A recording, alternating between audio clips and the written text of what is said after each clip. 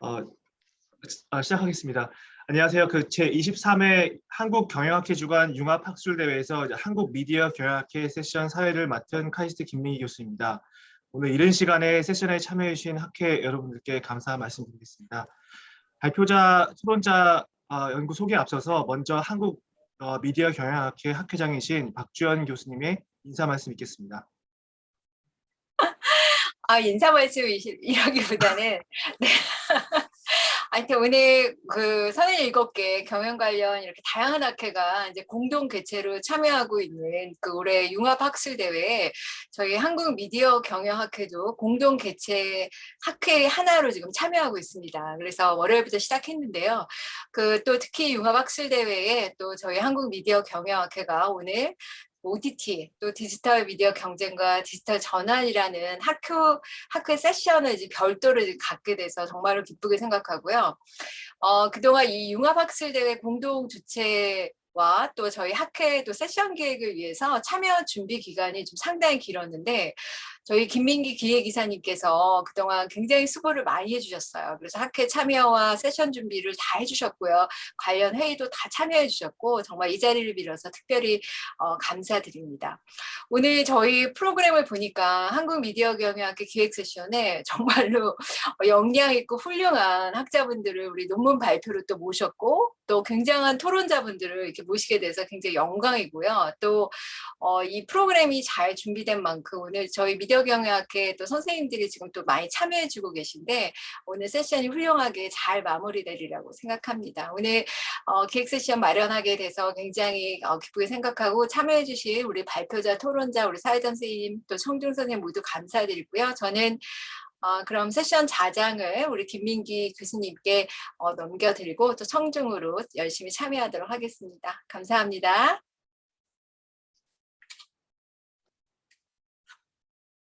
네, 감사합니다. 오늘 총 3편의 논문이 준비되어 있는데요. 발표자께서는 15분에서 20분 정도로 발표를 해주시고 토론자께서는 5분 내외로 토론을 해주시면 되겠습니다. 그리고 제가 시간 알림은 채팅창으로 별도로 알려드리겠습니다. 첫 번째 발표 논문은 국내 OTT 사업자의 컨텐츠 제작 역량에 대한 비교 분석, 티빙, 웨이브, 카카오 TV 사례를 중심으로 고려대 장채윤 박사과정, 임철민 박사과정, 그리고 김성철 교수님이 저자로 참여하셨습니다. 발표는 장채윤 박사과정이 맡은 걸로 알고 있습니다. 그러면은 바로 화면 공유해서 시작하시면 되겠습니다. 혹시 호스트 권한을 넘겨줄 수 있을까요, 교수님? 그 화면 공유 권한이 지금 안 넘어와 있는 것 같습니다. 예, 지금 했습니다. 감사합니다. 네.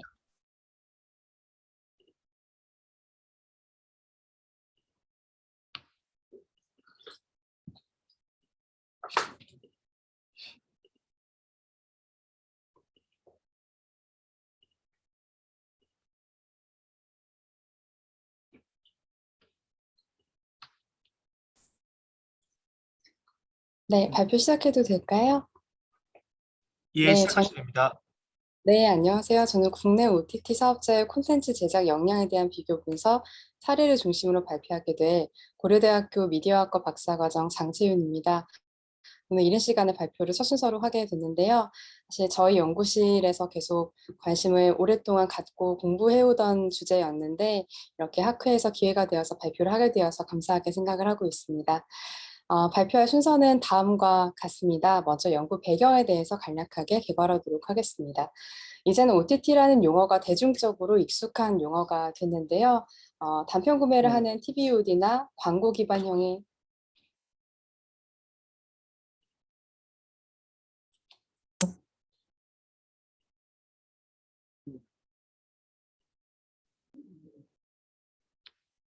잠시만요. 죄송합니다. 저희가 파일이 넘어가지 않아서 네, 이어서 하도록 하겠습니다. 구독자 기반의 SVOD로 구분되고 있는데요. 현재 글로벌 OTT 시장을 가장 주도하고 있는 것은 SVOD의 성장이었습니다. 하지만 구독자를 확보해야 하는 SVOD가 글로벌 OTT의 강세와 함께 국내 OTT 서비스는 비교적 국내 시장에서 상대적으로 부진한 모습들을 보이고 있었는데요.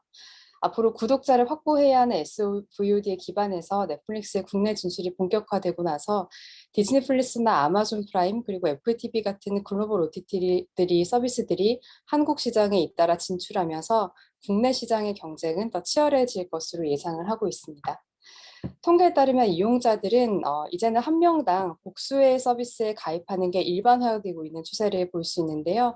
2019년에는 한 명당 1.3개 OTT 서비스에 가입을 했었지만 2020년 이후에는 1.5개를 넘어서고 있습니다.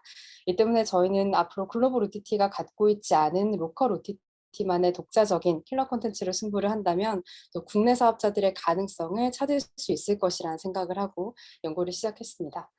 앞서 보여드린 대로 글로벌 OTT의 해외 진출, 즉 한국 시장 진출과 초기에 독점에 가까웠던 시장 점유는 국내 사업자들의 경쟁 구도, 그리고 OTT 사업자 외에도 지상파나 유료 방송사를 비롯해서 경쟁해야 하는 행위자들도 더 복잡하고 다양해지고 있습니다.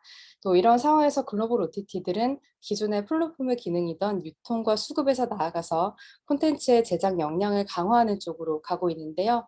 이런 영향을 불가피하게 받지 않을 수도 없었기 때문에 현재 보시는 것처럼 국내 OTT 서비스들도 점차 자체 제작하고 독점 제공하는 오리지널 콘텐츠라는 전략을 통해서 경쟁력을 강화하려는 모습들을 보이고 있었습니다.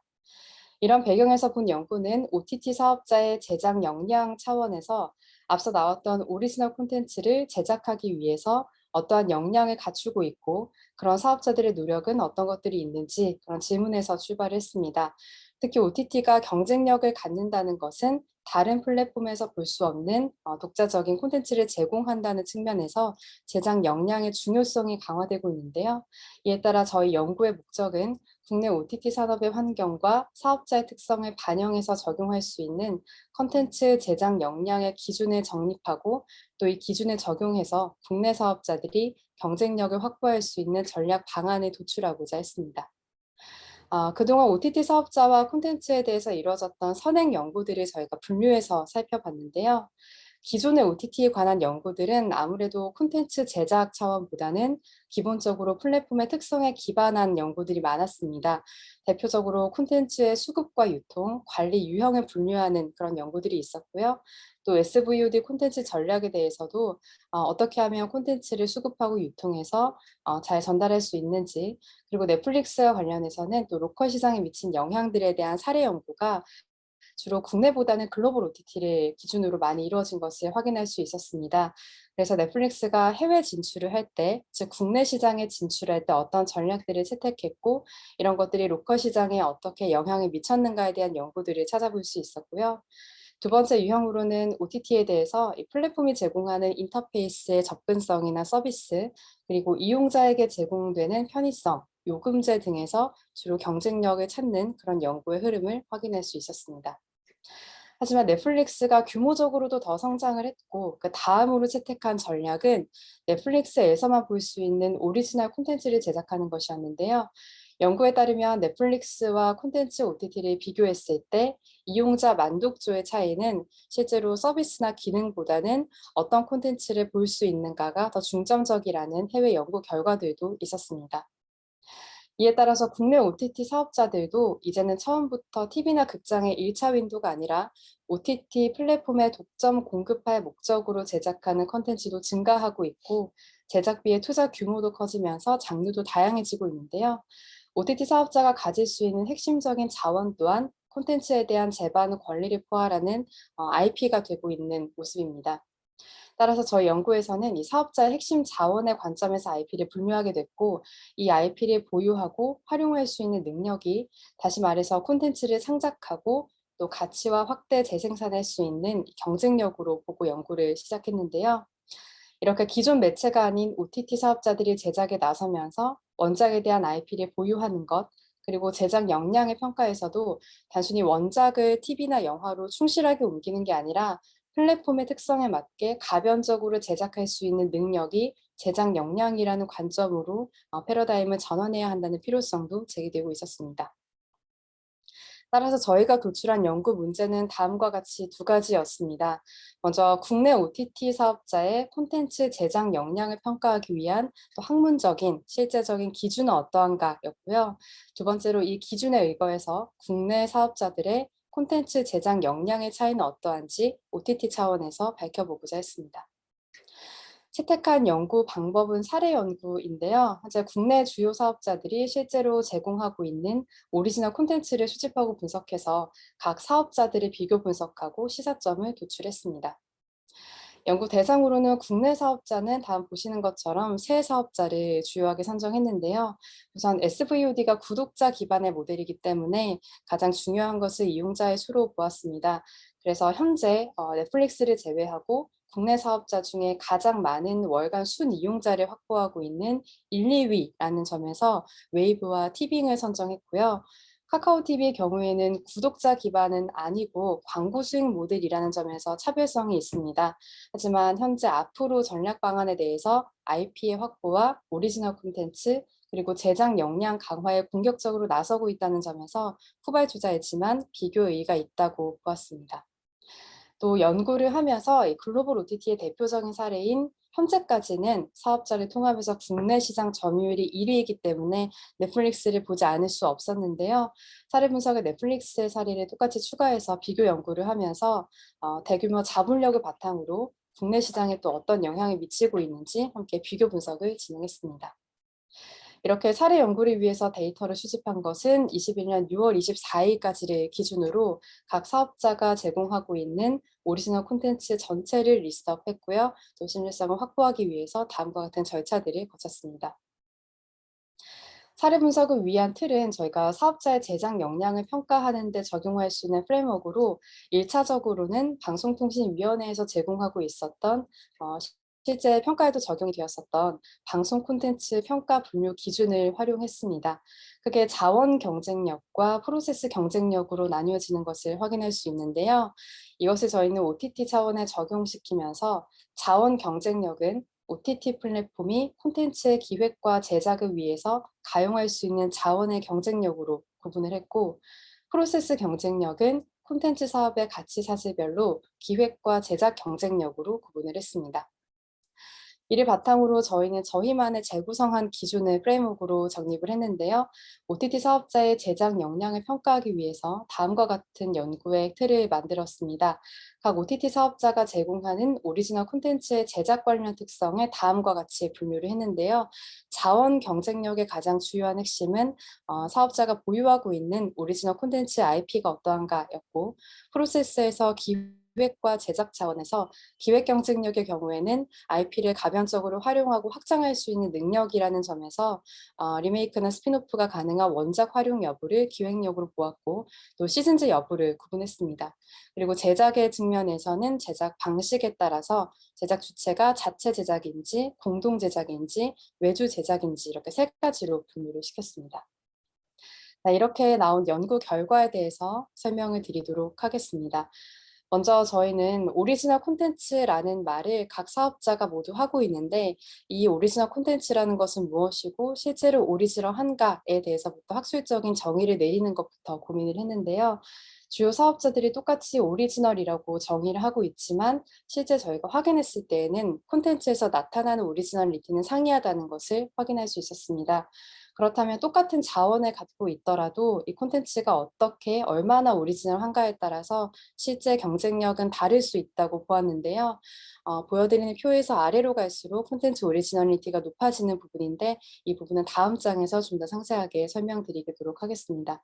또 해외 연구에서도 OTT 사업자가 제공하는 오리지널 콘텐츠가 오리지널할수록 이용자들이 이 콘텐츠를 보기 위한 이유로도 해당 OTT를 구독할 가능성이 높아질 것이라는 연구들도 뒷받침되고 있었습니다.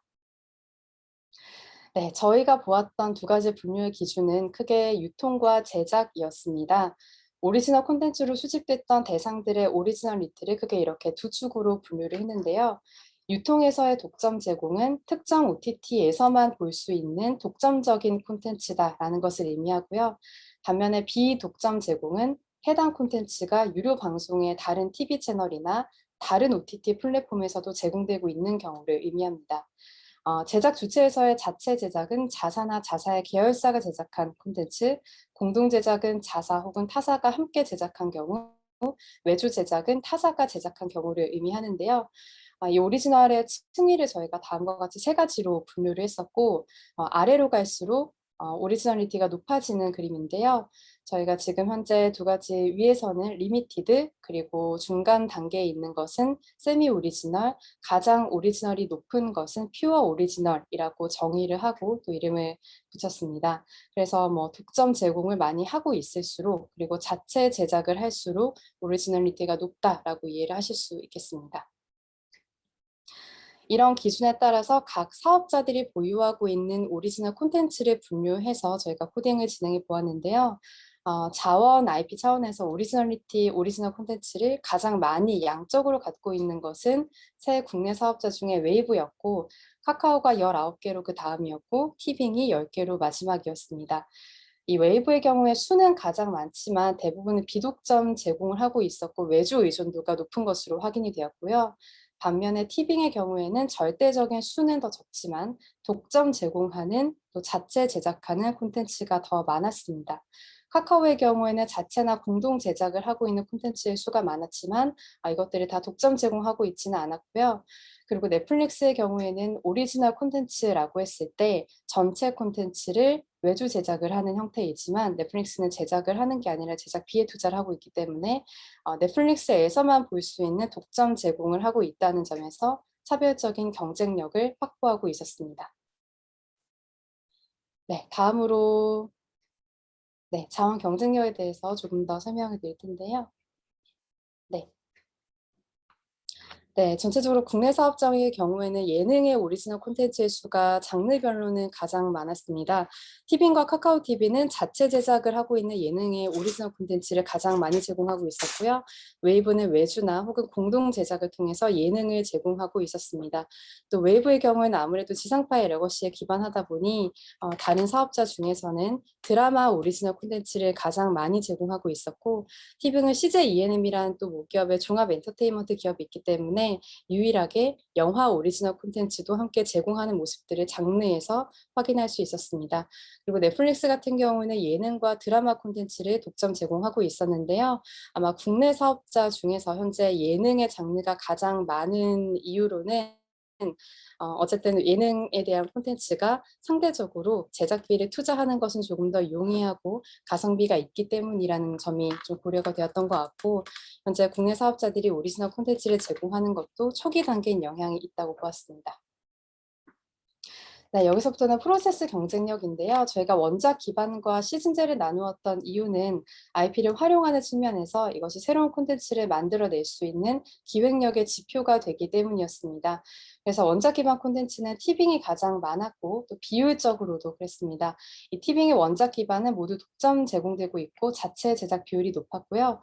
웨이브와 카카오의 원작 기반 콘텐츠들은 모두 비독점 제공되고 있지만 외주나 공동 제작만 이루어지고 있는 것을 확인할 수 있었습니다. 또 시즌제의 경우에는 전반적으로 시즌제 콘텐츠는 적었는데요. 그중에서 웨이브는 가장 많은 시즌제 콘텐츠를 가지고 있었고, 카카오는 시즌제 콘텐츠 하나, 그리고 전반적으로 넷플릭스에 비해서는 시즌제 콘텐츠 자체가 적은 것을 확인할 수 있었는데, 아직은 초기 단계이지만 앞으로 이런 시도들은 더 늘려나갈 것이라는 전망이 가능했습니다.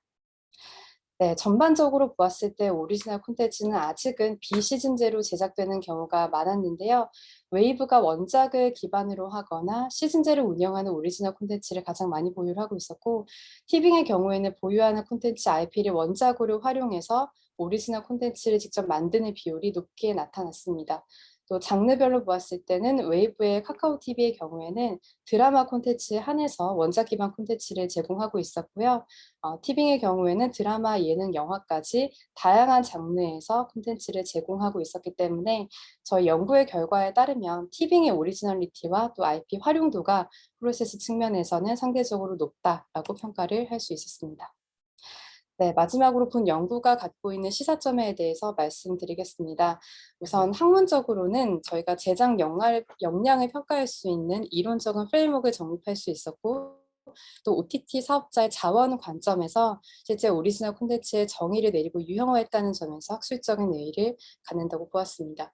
또 실무적으로는 아직 초기 단계이긴 하지만 국내 사업자들의 오리지널 콘텐츠의 제작 역량의 차이를 확인하고 사업자들이 앞으로 경쟁력을 갖출 수 있는 전략적 방향을 제시하고자 했는데요. 이렇게 각 사업자별 시사점들을 도출할 수 있었습니다.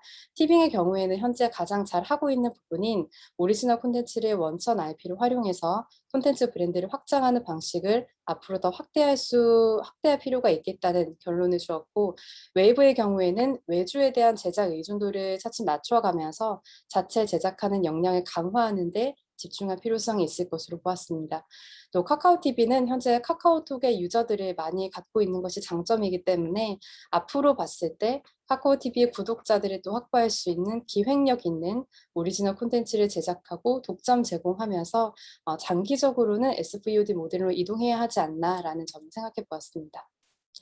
국내 OTT 산업의 전반에 적용될 수 있는 시사점은 장기적인 관점에서는 공통적으로 OTT 사업자가 제작에 참여하고 OTT 콘텐츠 IP를 확보하기 위해서 노력할 필요가 있겠고요. 이런 IP에 대한 권리를 토대로 이를 확장시켜 나가는 전략에 대한 모색이 필요할 것으로 보았습니다. 또 국내 사업자들은 기획력을 바탕으로 원천 IP를 확보하고 원작 기반이나 시즌제 같은 것들이 현재는 초기 단계이지만 앞으로 이 디지털 플랫폼의 특성에 맞게 가변적으로 활용할 수 있는 IP 기반의 자체 제작 역량을 강화해야 한다는 결론을 내렸습니다. 네, 여기까지 저희 가능성을 보았던 통합 시사점이었고요. 마지막으로 저희 연구에 스스로 내렸던 한계점은 현재 평가에 반영됐던 제작 역량의 평가 요소가 연구를 위해서 오리지널 콘텐츠로 한정시켰다는 점에서 한계가 있었는데요. 향후에는 제작 역량을 구성하는 다른 여러 가지 자원들을 반영해서 다각적인 연구를 확장할 가능성이 있을 것 같습니다. 또 후속 연구를 위해서는 저희가 오리지널 콘텐츠에 대한 투자나 제작 역량에 따른 이런 성과 간에 실제로 파이낸셜한 어떤 성과가 어떻게 나타났는지, 이용자 반응은 얼마나 늘었는지 이런 상관관계에 대한 실증적인 연구를 수행하지 못했는데요. 앞으로 또 연구들이 많이 늘어났을 때 오리지널 콘텐츠를 수용하는 이용자 관점이나 실제 성과까지 이어질 수 있는 다각적인 연구가 가능할 것으로 가능성을 드리면서 연구를 마치도록 하겠습니다. 네, 감사합니다. 네, 감사합니다. 국내 주요 OTT 3사와 이제 글로벌 OTT 사업자인 넷플릭스에 대한 비교 사례 연구를 통해서 이제 국내 OTT 사업자의 컨텐츠 제작 역량을 평가하기 위한 기준을 제시하셨고, 관련된 이제 실무적 시사점도 제시하셨습니다. 이 연구에 대한 토론을 이제 한국외국어대 지성훈 교수님이 맡아주셨습니다. 바로 이제 시작하시면 될 것 같습니다. 예, 제 목소리 잘 들리시나요? 예, 잘 들립니다. 예. 그 장채훈 연구자의 발표 잘 들었습니다. 시장 내 경쟁과 상품이 오리지널 콘텐츠의 배타적 유통과 또는 뭐 배타적 공급에 의해 차별화되는 현 시점에서 이러한 연구는 미디어 또는 경영학의 중요한 연구 주제라고 할 수 있다고 생각합니다.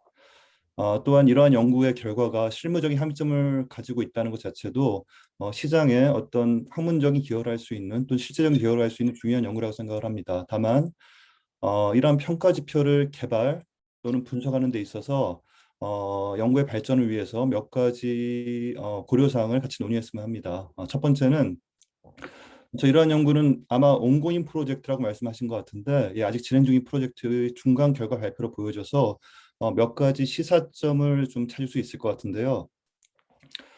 제일 먼저 그 연구에 사용하신 2020년도 방송 콘텐츠 제작 역량 평가 항목은 사실은 아주 여러 가지 지표들이 있는데 거기에 대한 큰 카테고리를 가져오셨는데 이러한 지표는 사실은 정량 지표에 가까워서 그래서 이런 정량 지표에 대한 설정에 대한 고민이 조금 더 필요하지 않을까 생각을 합니다.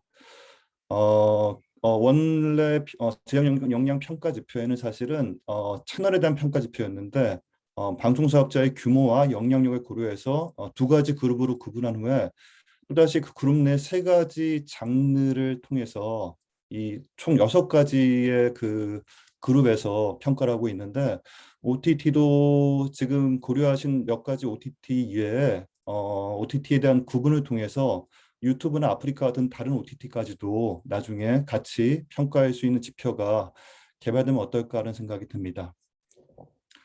또 하나는 평가 지표의 개발에 관한 것인데 좀 전에 말씀드린 대로 기존의 평가 지표는 양적 평가를 아주 촘촘히 구성을 해서 그래서 그 평가 지표를 개발했는데 현재의 평가 지표는 큰 범주를 가져온 것에는 비슷한 카테고리를 가지고 있으나 사실은 그 조금 다른 의미의 평가를 하고 있는 것 같아서 양적 지표라기보다는 양적 지표의 큰 카테고리만 구성을 하고 그 안의 내용은 조금 다르게 해석하고 있는 것 같아서 이러한 기존의 평가 지표와 현재 평가 지표에 대한 비교도 좀 필요하지 않을까 생각이 되고요.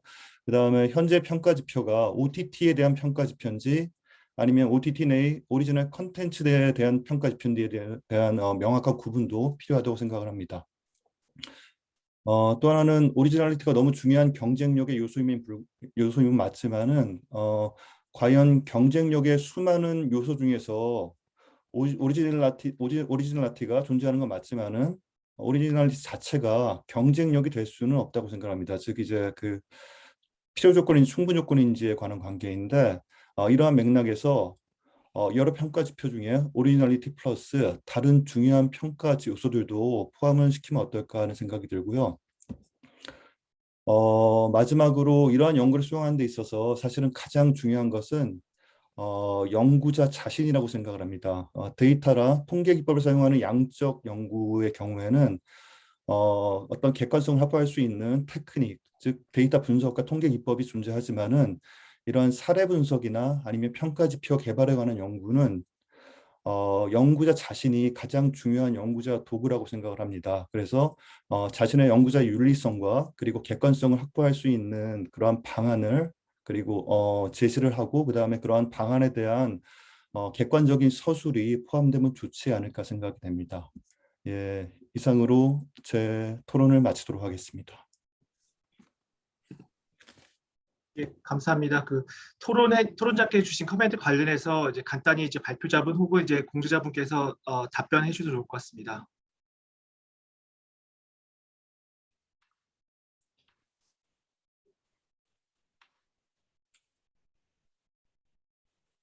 네, 제가 답변할까요? 네, 제가 교신저자이기 때문에 제가 답변을 하겠습니다. 수호 교수님, 좋은 코멘트 감사하고요.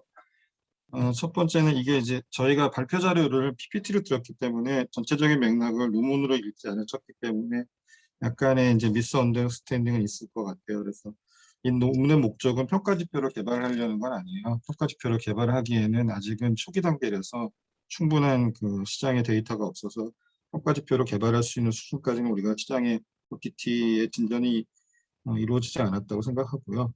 그러려면 좀 더 시장의 진도가 나가야 된다고 생각하고 이거는 그냥 사례 분석을 위한 하나의 그 이론적인 틀로 그냥 사례 분석을 랜덤하게 할 수는 없기 때문에 나름대로 프레임워크로 사용했다 그렇게 보시면 겸하게 봤다고 생각하시면 될 것 같아요. 그렇게 보면은 조금 복잡하고 하지 않을까 하는 생각이 들고요. 사례는 연구자의 태도가 중요하다는 말씀을 인정을 하는데 사례 분석이 정량적인 계량적인 분석하고 달리 연구의 그런 굉장히 리거러스한 연구로서 인정되는 이유 중에 하나는 경영학적인 연구에서 사례가 굉장히 독특하고 유니크할 경우에는 나름대로 치사점이 있거든요. 지금의 이 오리지널 컨텐츠로 경쟁하고 있는 이 세 개의 사례 플러스 넷플릭스 사례는 나름대로 굉장히 독창적인 사례로서 나름대로 시장에서 주는 전략적인 시사점이 있다고 생각해요. 그래서 사례 연구만으로도 충분히 시장에서 주는 경영학적인 미디어적인 시사점은 있다. 그래서 사례 분석으로도 충분히 저희는 학문적으로 실무적으로 의미가 있다고 보고요. 사례 분석을 체계적으로 하기 위해서 이런 틀을 갖고 왔다고 보시면 될 것 같고요. 경쟁력의 여러 가지 요소를 다 볼 수 있겠지만 그렇게 보려면 모델을 구성하거나 2차 자료를 가지고 조금 더 체계적으로 분석을 해야 되니까 그런 연구를 하기 위해서 그중에 하나 제일 중요한 요소를 아마 탐색적으로 사례 연구를 통해서 하나 봤다면 보시면 되고요. 이런 연구들이 모아지면 그런 변수들이 모아져서 우리가 조금 더 체계적으로 조금 더 컴프레hen시브한 모델을 구성해서 그런 여러 가지 팩터들을 검증하는 연구를 나중에 좀 할 수 있지 않을까 하는 생각이 들어서 제가 나중에 그렇게 해보도록 할게요. 그 다음에 그 2020년 방통위에 쓴 자료 그 평가 지표에서 저희가 일부 이제 개념들을 따다가 지금 틀을 만들었는데 그 말씀하신 게 정확하게 맞아요. 그런데 여기에서 그 지표를 갖고 온 게 아니라 그냥 개념을 갖고 왔다고 생각하시면 되고요. 이 지표를 사실은 제가 만든 거예요. 제가 2011년에 제가 이 틀을 만들었어요. 그러니까 이게 2020년에 나온 게 아니라 2011년에 처음에 이 사업을 시작했을 때 채널 사업, 그 방송 콘텐츠 사업자들 그 평가할 때 처음에 키스티가 이 작업을 시작했을 때 개념을 제가 잡아줬는데 어떻게 했냐면 인풋과 프로세스와 아웃풋을 평가하는 개념을 제가 잡아줬고요. 이 틀을 콘텐츠 사업자들의 역량을 어떻게 평가할 때 기본적으로 가지고 있는 인풋이 어느 정도 되느냐, 그다음에 프로세스를 어느 정도 이렇게 평가할 거냐, 그다음 결과를 어떻게 평가할 거냐 해서 세 가지 관점에서 평가하자는 그런 이론적인 틀을 잡아줬고 세부적인 지표들을 만들어서 그거를 계속해서 개선해 왔고 박태 교수님은 아실 거예요. 이 과정을 또 보셨으니까. 그래서 이게 좀 개선 리비전이 돼서 지금 현재 버전으로 왔고 지금 버전도 시대에 맞지 않아서 이게 OTT나 다른 쪽으로 적용하기 위해서 계속해서 리비전을 하고 있고 지금 제가 위원회 다시 들어가서 작업을 하고 있거든요. 그래서 지금 보시면 지표나 이런 것들은 굉장히 안 맞는 부분이 있지만 저희가 따온 거는 그 개념이에요. 그래서 결과는 지금 보지 않았고요. 이번엔 제작 역량이기 때문에 이 제작을 위해서 OTT 사업자들이 어느 정도 인풋을 집어넣고 있느냐, 이 프로세스를 어느 정도 가지고 있느냐 정도 중에서 중요한 몇 가지만 개념만 따와서 사례연구기 때문에 그 정도로 했다고 보시면 될 것 같고요.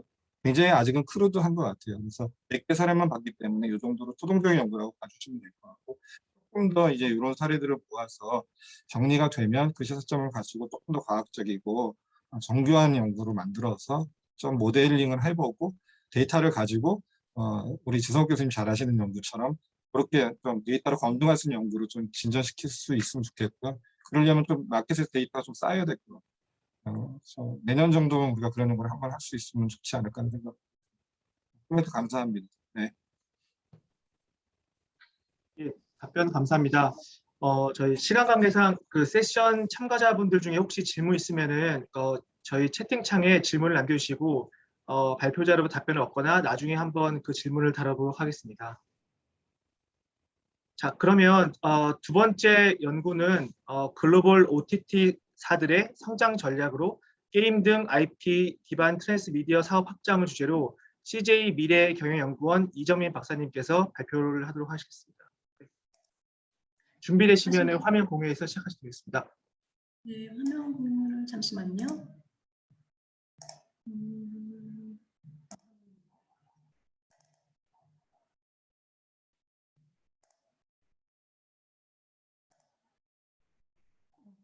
보이실까요? 예, 잘 보입니다. 네, 안녕하십니까. 저는 CJ 미래경영연구원에서 E&M 전사 전략계획을 담당하고 있는 이정민이라고 합니다. 현재 저희 주 연구 주제는 글로벌 OTT 전략과 동영상 소비 행태입니다. 동시에 저는 이제 엔터 미디어 산업의 전반적인 흐름을 읽어야 하기 때문에 오늘 말씀드릴 이 OTT사들의 타 영업으로서의 이제 사업 영역 확장이 더욱더 흥미롭게 다가왔습니다. 그리고 저는 이제 이 CJ 일하기 전에서부터 주로 이제 매체 이론이라든지 이렇게 이론적으로 많이 연구를 해왔기 때문에 그런 점도 많이 이 현 연구에도 좀 반영이 된 것 같습니다.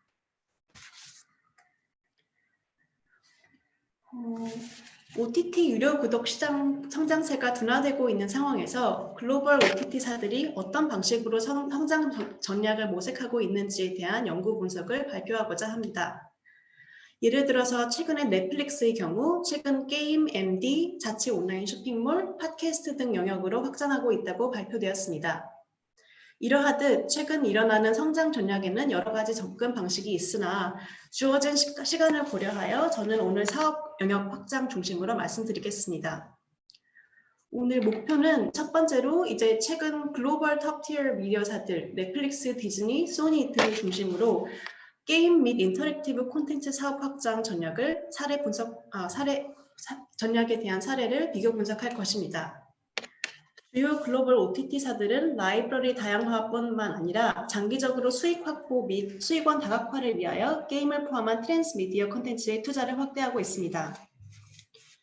두 번째로 이 연구는 Critical Media Studies와 Media Industry Study 방법론을 합친 그런 융합적인 연구로서 현재 일어나고 있는 케이스를 바탕으로 스트리밍 플랫폼에 대한 그런 질적 분석을 할 것입니다. 스트리밍 미디어를 세 가지 특성, aggregation, 플랫폼, 프랜차이즈로 나누어서 각 분야에 대한 이론적 분석을 바탕으로 현재 이루어지는 전략들이 OTT라는 매체를 어떻게 스트럭처하는지에 대하여 논하고자 합니다. 그래서 결론은 이제 OTT가 현존하는 대중매체, 예를 들어서 리니어 TV와 다르게 디지털 플랫폼이라는 특성 하에 IP 기반 확장 가능한 여러 유형의 엔터테인먼트를 수용할 수 있는 그런 트랜스미디어 플랫폼으로 도약할 것이라는 가설을 세우고 이를 기반으로 게임 사업 확장에 대하여 분석했습니다. 첫 번째로 현재 경쟁 상황을 살펴보겠습니다. 글로벌 OTT 시장은 팬데믹 기간 폭발적으로 성장하였습니다. 그러나 최근 콘텐츠 제작 및 출시 지연, 신규 경쟁자의 시장 진입, 그리고 대면 활동 회복세 등에 의해 톱티어 OTT 사별 유료 가입자 신규 유입이 둔화되는 양상입니다. 넷플릭스의 경우 북미 지역에서 21년 2분기에만 40만 명의 가입자 이탈이 발생했고 상반기 글로벌 누적 신규 가입자 수도 13년 이후 가장 저조한 500만 명대에 머물렀습니다. 그래서 여기 이제 그래프를 보시면은 이건 컨트롤 자료인데 이게 톱티어 OTT 사별 신규 유료 가입자를 봤을 때 넷플릭스와 디즈니 같은 경우는 현저히 이제 감소되는 것을 보실 수 있습니다. 그래서 그 뜻은 이제 이미 가입할 많은 그런 미국 가입자들은 많이 이미 가입을 했고, 그래서 이제 기타의 HBO 같은 이제 HBO Max 같은 새로 신규 OTT사는 이제 그런 가입자 수를 확대하고 있고. 더불어서 이제 디스커버리 플러스 같은 경우도 이런 타 OTT사들이 이제 비중을 넓혀나가는 것을 보실 수 있습니다. 다만 글로벌 OTT 시장 규모는 향후 5개년간 지속 성장하여 25년 939억 달러에 이를 것으로 전망되는 등 추가 성장 여력에 대한 기대는 여전히 존재합니다. 이에 따라 성숙기에 접어든 글로벌 OTT 구독 시장에서 성장 전략 모색이 필요한 시점입니다. 구독 기반 비즈니스 모델을 가진 플랫폼이 수익을 확대하기 위해서는 가입자 수를 늘려야 합니다. 다만 잠재적 가입자 수는 한정되어 있고 이 또한 다수의 OTT사들로 분산됩니다. 게다가 신규 가입자 유치를 위해서는 콘텐츠 강화 및 차별화를 위한 재투자가 필수인데 이 과정에서 수익성이 악화될 수밖에 없습니다. 이러한 접근의 한계하 주요 글로벌 OTT사들은 신규 가입자 유치 및 기존 고객 러킹과 함께 수익 모델 다각화를 위해 최근 사업 영역 확장을 통해 다양한 성장 전략을 모색하고 있습니다. 그래서 현재 주요 OTT사들은 게임 등 트랜스미디어 콘텐츠 기획을 통해 사업 영역을 확대 등 고객 경험을 확장하고 있습니다. 21년 EQ 실적 발표에서 넷플릭스가 게임 사업 진출을 공식화한 바와 같이 최근 OTT 업계의 게임 영역 확장 및 연계가 큰 화두입니다. 그래서 이 자료를 보자면은 지금 디즈니는 넷플릭스를 벤치마킹하고 넷플릭스는 또 그런 기존 채널 사업자였던 콘텐츠 사업자였던 디즈니를 벤치마킹하는 것을 볼 수 있는데, 디즈니는 넷플릭스와 같이 이제 그런 스트리밍 플랫폼을 런칭을 하고 넷플릭스는 디즈니처럼 이제 MD라든지 그런 상품 이커머스라든지 그쪽으로도 영역을 확장하고, 더불어서 이제 디즈니가 예전부터 진행해왔던 게임 사업까지도 진출하는 것으로 보입니다. 그래서 오늘 제가 말씀드릴 이 발표의 그 주제는 이 카일 마이클이라는 저자의 이제 그런 스테이트먼을 따라서 the borders between not only parks but also between media properties are quickly dissolving. 그래서 이제 어떻게 보면은 현실과 이런 테마파크 이런 것들 간의 관계, 그런 거리도 조금 거리나 경계선이 희미해지고, 또한 이제 그런 미디어 자산들, 예를 들어서 게임이라든지 OTT라든지 이런 것들이 이제 IP 중심으로 많이 생성이 되고 서로 연계가 되다 보니 그런 것들의 이제 경계선조차도 희미해진다라는 것이 저의 오늘 주 발표 인스피레이션이 되었습니다. 그래서 이렇게 게임 사업 진출을 하는 배경에는 미래 주요 콘텐츠 소비 세대인 Z세대의 TV, 영화 시청 대비 게임, 음악, 감상을 포함하는 트랜스미디어 서비스에 대한 선호가 높다는 점이 주요했습니다. 이 자료는 딜로이트 자료인데 여기서 보시다시피 제너레이션 Z에서 10대, 20대 같은 경우는 비디오 게임을 가장 많이 좋아하는 것으로 보이고 26%, 반대로 이제 10% 제일 작은 퍼센테이지가 이제 TV 시청을 한다고 보이고, 반대로 이제 부머 세대에는 또 TV 시청을 제일 즐기고 반대로 게임이나 아니면 소셜 미디어 이용이 제일 적은 것으로 알 수 있습니다. 그렇기 때문에 OTT와 게임 산업 간 접목은 IP 기반 시너지 확대 및 스크린 타임 쉐어 증가 측면에서 긍정적인 영향을 미칠 것으로 전망됩니다. 그렇기 때문에 미래 세대에는 게임 및 트랜스미디어가 대세로 부상할 전망이라고 판단할 수 있습니다. 그래서 게임 산업 같은 경우는 이제 이거는 죄송합니다. PwC 자료인데 여기 보시다시피 1923억 달러까지 전망이 되고요. 근데 이거를 이제 글로벌 OTT 시장 그래프와 비교를 했을 때 물론 이제 규모 자체는 글로벌 비디오 게임 시장이 훨씬 더 큰 것으로 보이지만 이 CAGR 같은 경우는 OTT 시장이 성장성이 더 높다고 볼 수 있습니다.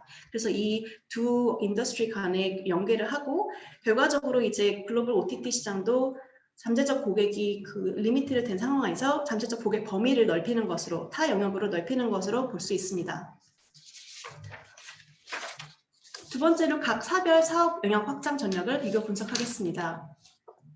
사업 영역 확장을 위한 주요 방법은 첫 번째, 통신사와의 제휴를 통해 OTT를 게임과 함께 번들에 포함시키는 것이고 두 번째는 외부 게임사와 제휴를 통한 IP 라이센싱 및 공동 개발, 이것은 이제 예를 들어서 디즈니나 넷플릭스가 하게 되는 겁니다.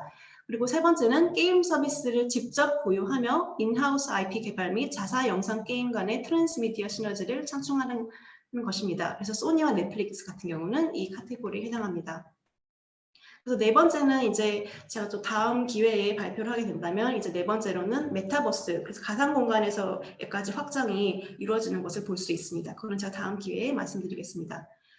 그래서 이 세 가지를 이제 고오버를 하자면은 애플 같은 경우는 이제 IT 빅테크인데 애플 원 그럼 뭐 15불 달러 정도의 서비스를 통해서 애플 아케이드라는 그런 게임 번들 서비스 그리고 애플 TV 플러스 음악 아이클라우드를 제공합니다. 또한 이제 미국 통신사 버라이즌과의 제휴를 통해서 특정 멤버들에게 이 서비스를 제공하기도 합니다. 애마존 같은 경우는 이제 프라임 멤버에게 뭐 게임이나 프라임 비디오나 그리고 뭐 트위치 게임 특화 스트리밍 서비스인데 이 서비스를 모두 번들 서비스로 이제 제공을 합니다. 디즈니는 16년 축소해왔던 게임 사업을 21년 새로운 전략화 강화하고 있습니다. 과거에는 자사 콘텐츠의 기존 스토리라인 기반 게임을 기획했다면 최근 1년 동안은 EA나 유비소프트나 징가 등 외부 게임사와의 협업을 통해 자사 IP를 활용하되 별도의 스토리라인을 구축한 AAA급, 그러니까 즉 이제 대규모 블록버스터, 한 주로 500에서 2,500 정도의 대규모 투자금이 들어가는 그런 게임을 출시하고 있습니다. 그래서 게임 출시를 통해 디즈니 플러스 IP를 활용하는 등 앞으로 디즈니 플러스와 게임 영역과의 그런 활발한 교류가 예상됩니다. 넷플릭스 같은 경우는 사실 올해 발표 전에도 17년부터 외부 게임사와의 제휴를 통해 뭐 블랙 미러, 벤더스네치 인터랙티브 영화라든지 뭐 넥스 게임스라는 게임사와의 제휴를 통해 대표 IP인 기묘한 이야기, 종이의 집, To All the Boys 기반 게임을 출시한 바 있습니다. 이제 소니 같은 경우는 그런 우리가 잘 아는 그런 플레이스테이션 게임 플랫폼을 보유하고 있는데 소니는 그런 자사 엔터 서비스들, 그러니까 플레이스테이션 게임, 영화, 음악 간의 시너지를 활용하여 트랜스미디어 콘텐츠를 기획하는 것으로 잘 알려져 있습니다. 소니 같은 경우는 OTT 플랫폼을 운영하는 대신 컨텐츠 서플라이어로서 게임을 영상화하여 넷플릭스나 디즈니 등에 공개하고 타사에서 콘텐츠 시청 후 자사 게임 수로 유입되도록 유도하는 것입니다. 그래서 오른쪽에 보면은 이제 보시면 소니는 19년에 설립한 관련 제작사 플레이스테이션 프로덕션스, 여기는 그야말로 이제 게임 IP 기반 제작을 하는 특화 그런 제작사인데 여기서 뭐 언처리라는 그런 영화를 장편 영화를 제작하였고 이 영화는 이제 22년에 넷플릭스로 스트리밍이 되기로 예정되어 있습니다.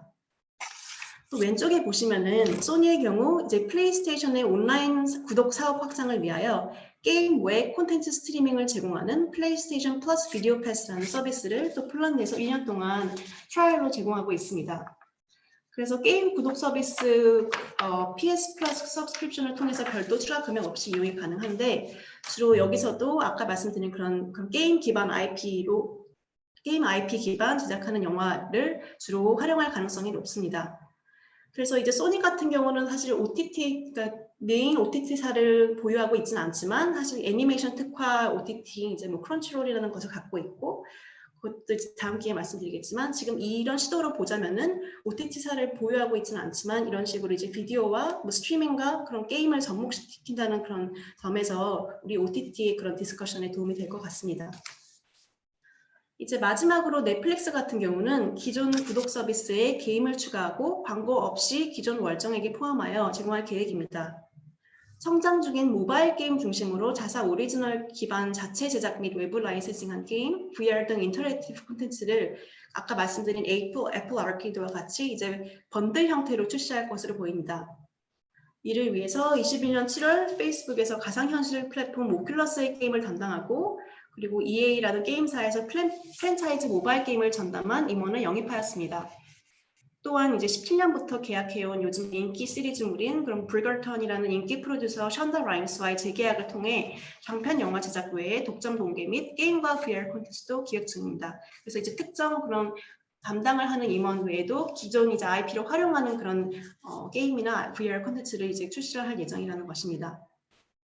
그래서 여기서 흥미로운 점은 이제 닐슨 데이터에 의하면은 넷플릭스는 미국 TV 기기를 이용하는 그런 시청 비중의 오로지 7%만 차지를 한다고 합니다. 이것은 굉장히 작은 숫자인데요. 이에 따라 전반적인 그런 스크린 타임 쉐어를 더 확보하기 위해서 모바일 사업을 강화한다는 분석도 존재합니다. 게임 중에서도 이제 게임 콘솔 그리고 뭐 PC 그리고 모바일이 있는데 그 중에서 제일 성장세가 높은 모바일 중심으로 출시할 예정이고 이 외에도 이제 팟캐스트라든지 아니면 다른 그런 틱톡과 같은 모바일 포맷의 이런 숏 클립 같은 것도 이제 모두 모바일 사업 확장의 일부분이라고 볼 수 있습니다. 그래서 흥미로운 점은 이제 넷플릭스 같은 경우는 19년부터 타 스트리머 OTT사가 아닌 뭐 게임사 포트나이트와 경쟁을 하고 있다고 밝혔는데 이제 최근에는 또 틱톡과 유튜브도 이제 경쟁사라고 밝힌 만큼 그런 모바일 중심 사업이 중요해지고 그것의 일부로 이제 게임도 포함이 되는 것입니다.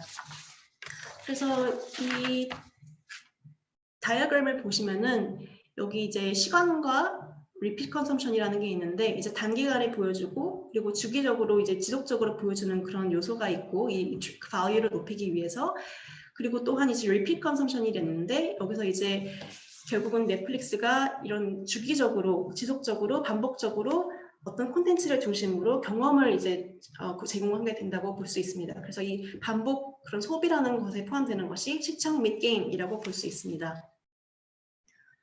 그래서 여기서 흥미로운 점은 이제 넷플릭스가 약간 그런 게임 사업을 한다는 것에 대한 우려가 많은데 여기서 이제 옛날 IT 기업들이 게임 사업을 했을 경우에는 주로 이제 그런 좀 테크니컬하게 어떻게 게임을 이제 접속을 하고 게임을 이용하고 그런 메커닉스에 많이 집중을 했다면은 넷플릭스 같은 경우는 이제 양질의 IP를 기반으로 하기 때문에 더욱더 그런 행보가 주목됩니다.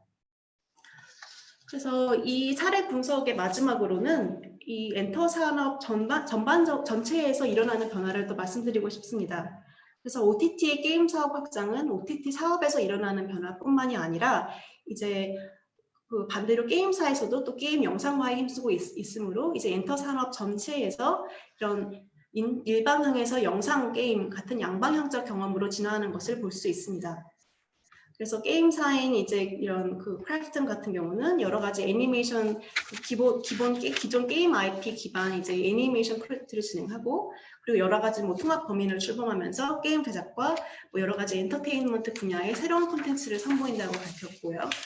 그리고 이제 넥슨 같은 경우도 여러 가지 그런 IP를 기반으로 뭐 영화나 TV 프로젝트를 제작할 것으로 보입니다. 그래서 사실 이제 게임이나 캐릭터 등의 영상화는 이미 2001년 개봉한 뭐 툼레이더라든지 뭐 워크래프트라든지 이런 것으로 가능성이 입증되었습니다. 그러나 이제 현재 이루어지는 것은 이제 OTT가 또 이제 게임으로서의 영역을 확장함으로써 이제 점점 더 이제 일방향에서 양방향적 경험으로 변화되는 것을 우리가 볼 수 있을 것입니다.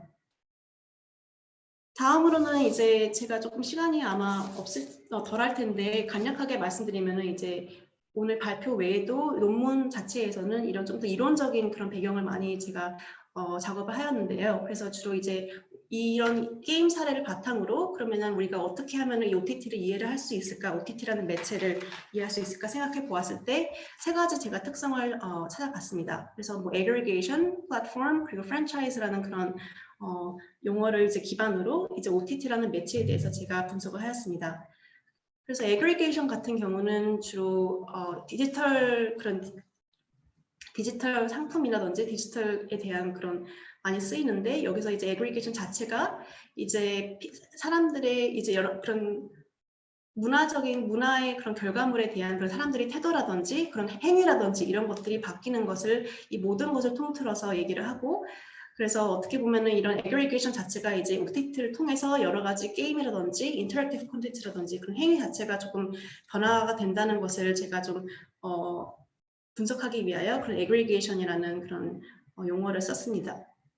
그래서 어떻게 보면은 이제 애그리게이션이라는 게 항상 컨트롤되어 있는 게 아니라 뭐 프레이밍 앤 오버플로잉 그래서 여러 가지 콘텐츠가 들어갔다 나갔다 그리고 모든 콘텐츠가 사실 아까도 말씀하셨지만 예를 들어서 오리지널 콘텐츠가 주요라면은 또 그 외에 엑스트라 콘텐츠가 또 이렇게 어떻게 보면 서포트를 해주는 것일 것이고 그래서 이런 다양한 그런 애그리게이션 리폼을 갖고 있다는 것을 제가 분석하였습니다.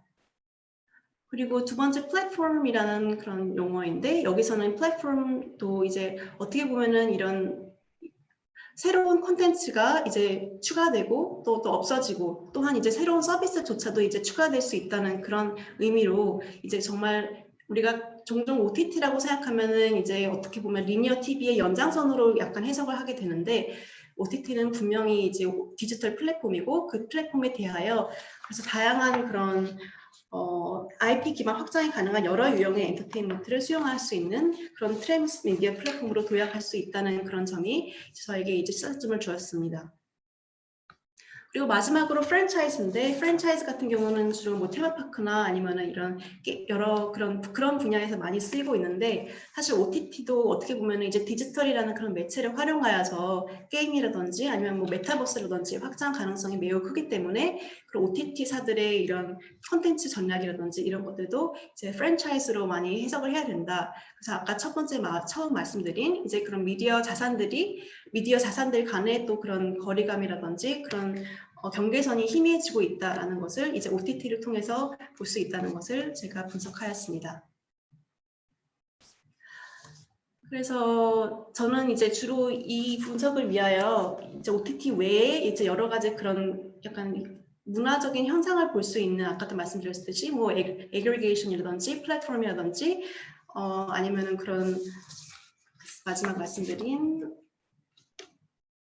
플랫폼 애그리게이션 그리고 프랜차이즈에 대해서 이런 렌즈를 통해서 분석을 하였습니다. 그래서 다음 기회에도 오늘 사실 담지 못한 그런 다른 또 전략에 대한 얘기가 많은데 예를 들어서 뭐 콘텐츠 전략이라든지 그런 부분은 다음에 제가 발표를 하도록 하겠습니다. 그래서 이상입니다. 들어주셔서 감사합니다. 발표 감사합니다. 이정희 박사님께서는 오늘 이제 게임 콘텐츠를 중심으로 이제 IP 기반 트랜스미디어 사업 확장을 통한 이제 글로벌 OTT사들의 성장 전략을 잘 설명해 주셨습니다.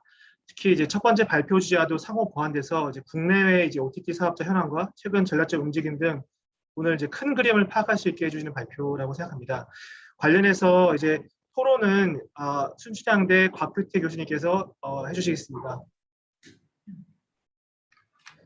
네, 이정희 박사님 화면 공유 중지하시고 네. 목소리 잘 들리시나요? 네, 들립니다. 네, 반갑습니다. 네, 순천대 곽규태입니다. 이정민 박사님 발제 잘 들었고요.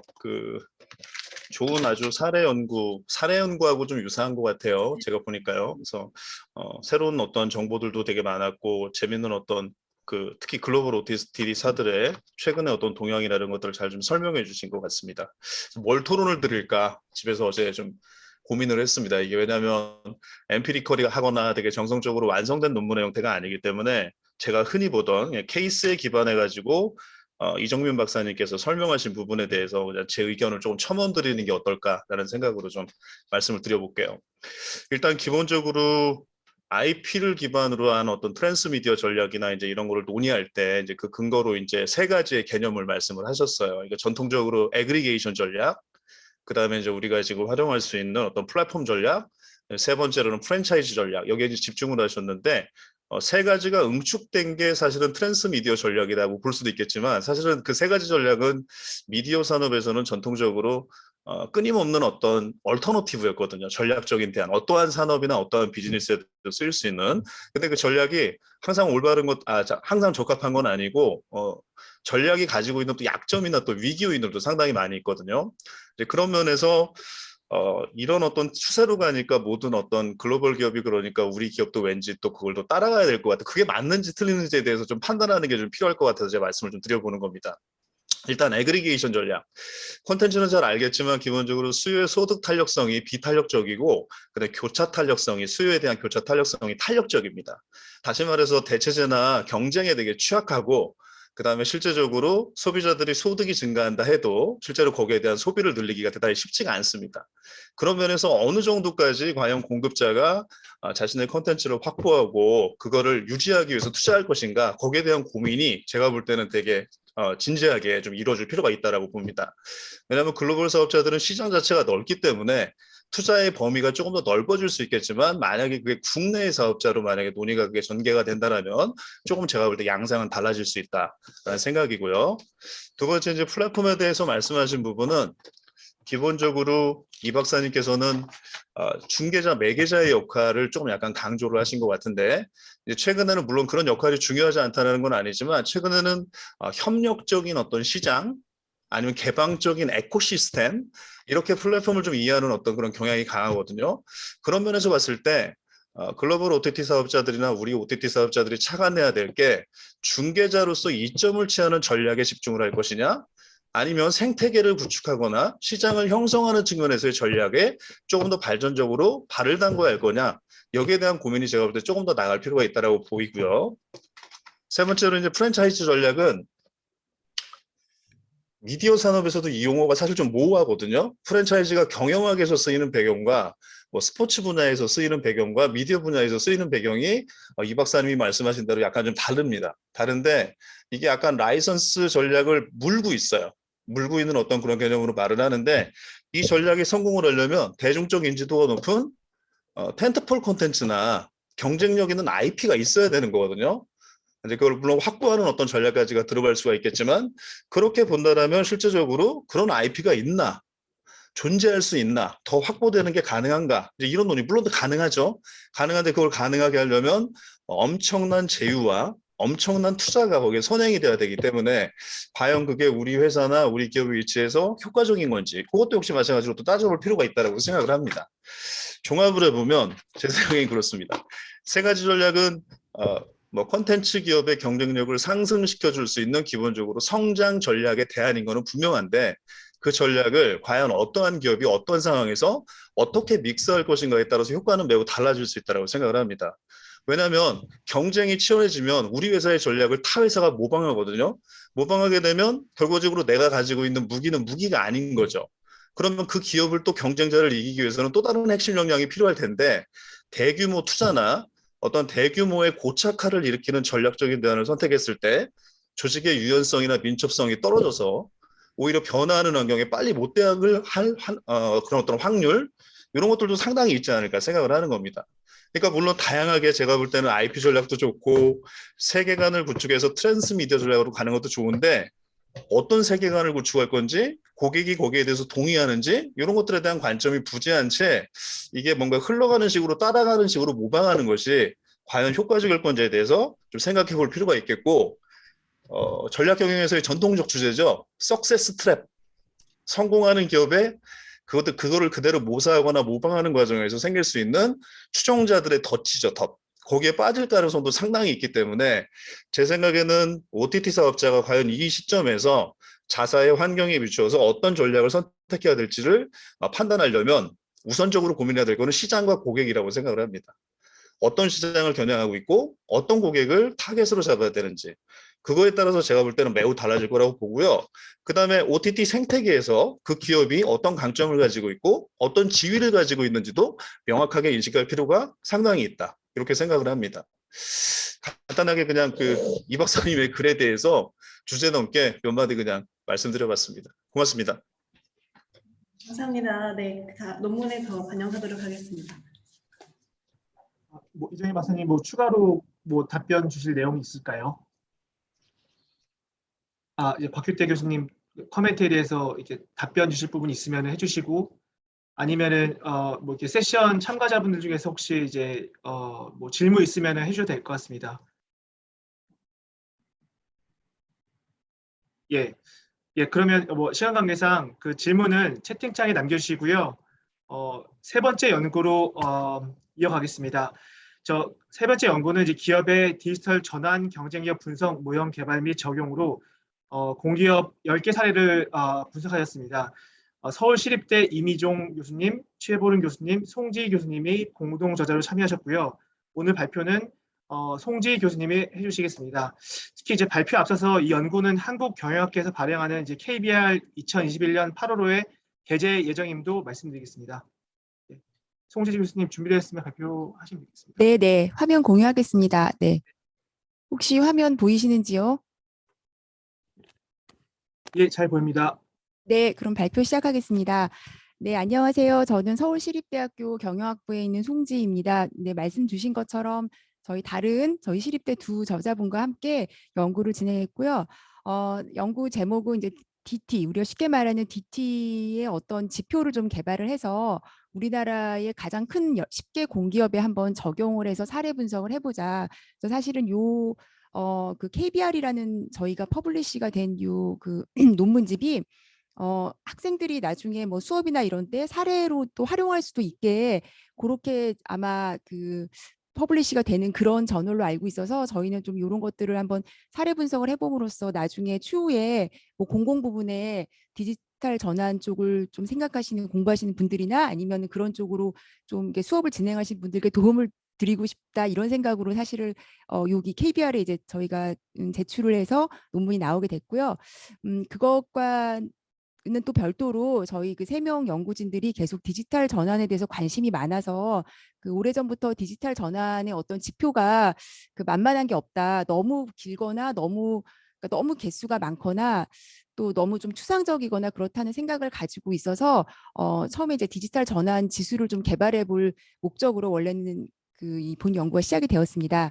그래서 오늘 발표는 저희가 개발한 지수 중심으로 말씀을 드리고 그것을 공기업 10개에 적용한 어떤 그 결과를 간략하게 좀 공유하는 식으로 발표를 진행하도록 하겠습니다.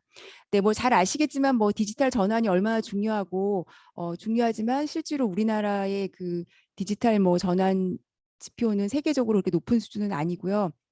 특히 공공 분야 쪽은 이쪽에 대해서 잘 뭐 중요하다라고 얘기는 하지만 실제적으로 어떤 식으로 관리를 하고 어떤 식으로 그 임플레멘테이션을 해나가야 될지에 대한 그런 것들이 좀 많이 부족해서요.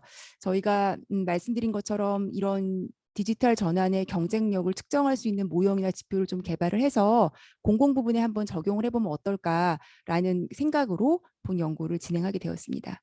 네, 그래서 굉장히 많은 내용들이 이제 논문에 나오는데요. 이제 곧 8월호에 나오게 됩니다. 아마 조만간 이번 주 안에 나올 것 같은데 과거 연구를 많이 봤는데 오늘은 시간이 짧아서 그 해외 쪽에서 연구했던 것들 보면 주로 컨설팅 회사에서 이렇게 굉장히 많은 지표들을 가지고 이야기를 하고 있는데요. 이론적인 근거가 굉장히 취약한 문제가 있습니다. 그리고 국내 연구도 한 2-3개가 이런 디지털 전환에 대한 지표 연구가 이루어졌는데요. 보시면 아시겠지만 이 평가 항목이 굉장히 또 추상적이에요. 이론적으로는 조금 백업이 되는데 뭐 조금 항목들이 추상적이다 보니까 이런 걸 그대로 적용하기가 좀 어렵다. 그래서 이런 여러 가지 그런 문제들을 가지고 저희가 좀 디지털 전환에 대해서 좀 정의부터 해보고 거기에 대해서 조금 모형을 만들어 보고 조금 이론을 더 저희는 아무래도 학계니까 가미를 해서 지표를 개발하되 지표의 개수가 너무 많지 않아서 핸디하게 사용할 수 있는 그런 지표를 한번 개발해 보자. 그런 생각으로 논문을 진행하게 되었습니다. 네, 뭐 디지털 전환 정의 너무 많이 보셔가지고 이제 다 많이들 아시겠지만 과거에 했던 정의들을 다 모아봤는데요. 여기는 시간이 없어서 제가 몇 개만 가지고 왔는데 뭐 기술과 데이터 얘기도 나오지만 제가 볼 때는 가장 큰 핵심이 고객 가치 창출, 그 고객들을 어떻게 잘 이해하느냐에 디지털 기술이 어떻게 활용이 되느냐 이제 그런 이슈들이 그 고객 중심의 어떤 생각을 가지는 게 가장 중요하다고 봤고요. 그래서 과거 연구들을 다 토대로 해서 저희가 DT의 정의를 내린 것은 이렇게 보시는 것처럼 새로운 기술을 활용을 해서 기술이 전부가 아니고 그 기술을 활용해서 고객 데이터를 분석하고 또는 기술을 활용해서 데이터를 또 쉽게 모을 수도 있죠. 그래서 데이터를 가지고 고객들한테 어떤 새로운 가치를 만들어냄으로 인해서 결국 기업에는 프로세스 혁신, 뿐만 아니라 비즈니스 모델이 바뀌고 결국은 도메인이 바뀌는, 방금 말씀하신 여러 미디어도 지금 새로운 영역으로 넘어가듯이 이렇게 도메인이 바뀌는 그런 어떤 혁신까지 이루어지게 되고요. 그 과정에서 어떤 조직 문화가 또 굉장히 중요한 역할을 한다. 그래서 이런 그 프레임을 가지고 저희가 요 프레임에 근거를 해서 요걸 뭐 그대로 지표로 개발할 수는 없기 때문에 중요한 우리가 요소들, 우리가 쉽게 얘기할 수 있는 그런 요소들로 4가지 분야로 이제 이걸 다시 정리를 했습니다. 그래서 고객 경험, 운영, 전략, 조직 이렇게 4가지 분야로 나누었고요.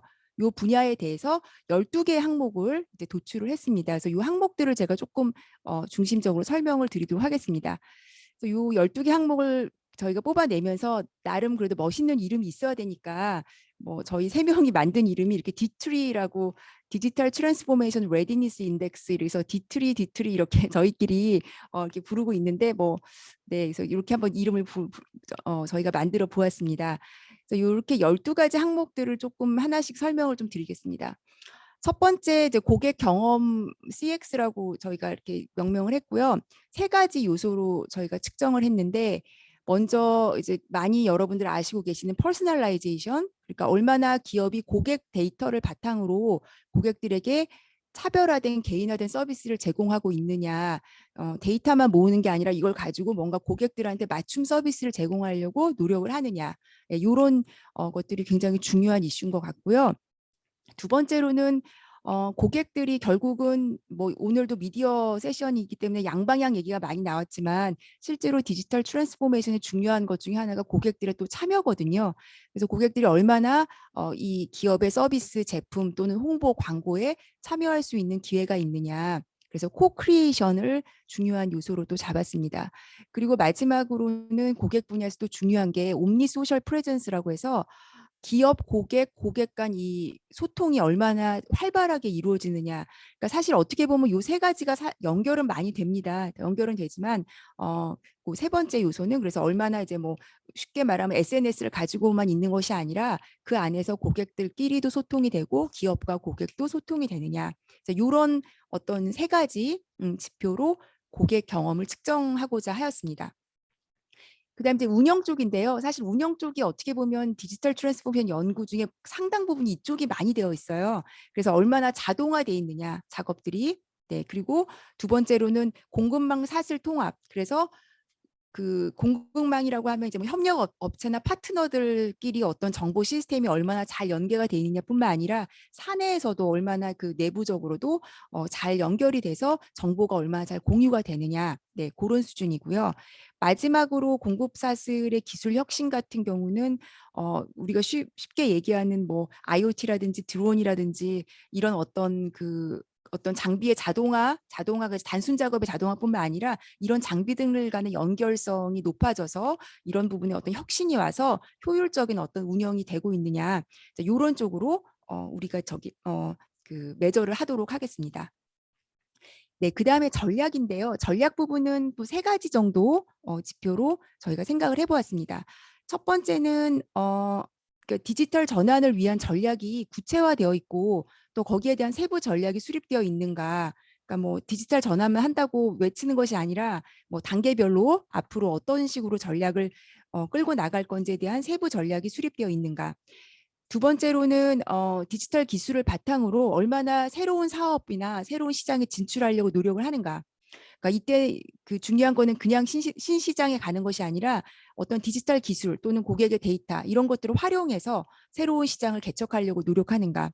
그리고 마지막으로는 뭐 사내 벤처라든지 사내 창업을 얼마나 지원하고 있고 또는 외부에 있는 벤처나 스타트업들이랑 얼마나 또 지원을 하고 관계를 가지고 있느냐, 이런 정도로 저희가 측정을 하고자 하였습니다. 네, 마지막으로 조직 분야인데요. 조직 분야는 조직원의 역량, 조직의 구조, 그리고 조직의 문화, 이렇게 3가지로 저희가 측정하고자 했습니다. 첫 번째로는 그 조직원 자체가 얼마나 굉장히 그 시장의 변화에, 즉 고객들의 요구나 이런 거에 탄력적이고 민첩하게 대응할 수 있도록, 그렇게 할 수 있도록 뭐 기업이 서포트해 줄 수도 있고요. 본인이 그런 개발을 하려고 하는 그런 역량을 가지도록 그렇게 어떤 기업의 어떤 분위기가 조성이 되어 있느냐, 또는 이런 것들이 얼마나 기업의 어떤 그 전략이나 이런 데에 묻어나느냐, 뭐 이런 그 어떤 내용입니다. 그리고 두 번째로는 조직 행태 및 구조는 조직이 얼마나 수평적이고 유연하고 뭐 가상 공간에서 협업이 잘 되어 있고 뭐 그런 이야기들입니다. 그래서 이런 조직의 어떤 행태나 구조고요. 마지막으로는 이제 조직 전체적인 문화가 요즘 소위 말하는 디자인 싱킹적 사고, 그러니까 고객들을 공감을 해서 현실에서 고객들이 원하는 것들을 파악을 해서 바로바로 그것들을 실제로 어떤 전략으로 연결을 하고 또 실패하면 다시 또 이런 어떤 그 고객들의 또 그 어떤 그 공감을 이뤄내고 이런 문화가 전반적으로 어떻게 문화가 잘 되어 있느냐 이런 이야기들입니다. 그래서 사실 어떻게 보면 첫 번째, 두 번째, 세 번째가 연결이 되어서 있긴 하지만 또 일단은 저희가 지표이기 때문에 이렇게 세 개로 나누어 보았습니다. 네, 여기까지가 이제 지표 개발이고요. 네, 그 양이 좀 굉장히 많죠. 그래서 저희가 이제 공기업에 적용을 해봤는데요. 오늘 그 세 페이퍼가 다 사례 분석을 쓰고 있는 것 같아요. 저도 사례 분석을 했고요.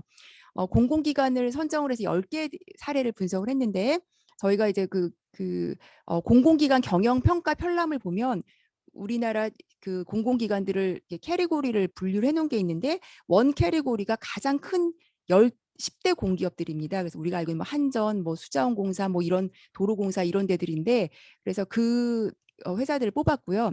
그 회사들을 직접 인터뷰하진 않았습니다. 왜냐하면 뭐 인터뷰하면 뭐 당연히 좋은 얘기만 하기 때문에 저희는 좀 객관적으로 할 수 있도록 하기 위해서 지금 나와 있는 기관의 홈페이지, 이제 이 10개 기관들은 굉장히 큰 공공기관들이기 때문에 그 뭐 지속 가능 경영 보고서라든지 사회 책임 보고서, 뭐 그다음에 알리오 기관 공시 이런 것들이 굉장히 잘 돼 있습니다. 그러니까 굉장히 적극적으로 하고 있기 때문에 그런 것들을 다 저희가 훑었고 특히 기관에서 운영하는 SNS 채널도 다 들어가 보았고 그다음에 바이브라는 그 회사에 최근 3년 신문 기사가 모아져 있는 게 있어서 거기서 또 다 검색을 해서 굉장히 이제 시간이 되게 오래 걸렸어요. 이 자료들 다 모은 다음에 저희 3명의 연구자가 그 12개 평가 항목에 대해서 평가를 했는데요.